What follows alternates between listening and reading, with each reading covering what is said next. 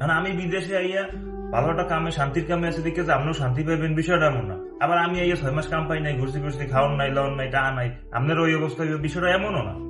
বাড়ির পাশে একজনে 8 মাস 10 মাস 1 বছর ঘুরে আছে, টাকা মাই খেয়েছে, এদিকে আপনারটাও মাইট যাইবে।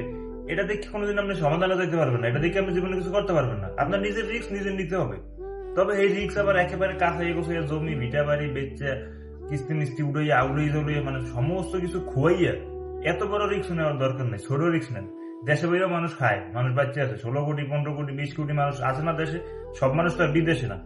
আপনি দেশে গেলে আর কিছু করতে পারবেন না। অনেকে আছেন বিদেশ আইয়া আইসি এখন 2 বছর ঘুরছি 1 বছর ঘুরছি, কাম কাজ নাই, বিপদে আছি, বাড়ি গেলে মানুষে কইবে বিদেশ দিয়েও কিছু করতে পারেন না, দেশে আর কি করবে। এই চিন্তা করেন না, মানুষে কোন পাইন মারামারি করবে এই চিন্তা আপনি করেন না। আপনি দেশে গেলে ভালো কিছু হইবে না, এটা কেডা করছে? আইসেন ঘুরে গেছেন, সমস্যা কি? যে আহেন নাই হেও আইয়ে দেখতে পারেন, আর যে আইয়ে টাক খাইছেন হেও দেশে গেলে ভালো কিছু হইতে পারে। আপনার কপালে কি আছে এটা একমাত্র আল্লাহ জানে। এই জায়গাটা একটু বিশ্বাস রাখেন। শোনেন, দুনিয়ায় আপনার খাওন যতদিন আছে আপনি মরবেন না, আর আপনার যদি একটা ভাত পর্যন্ত আপনার কপালে লেখা থাকে ওইটা আপনি খাইয়েই মরবেন। এতটুকু ভরসা, এতটুকু মানে বিশ্বাস আল্লাহর প্রতি রাখেন।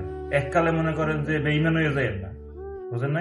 এই দিকগুলো অন্তত আল্লাহর প্রতি একটু ভরসা রাখেন। আর কি করবো, এরপর আর কিছু করার নেই।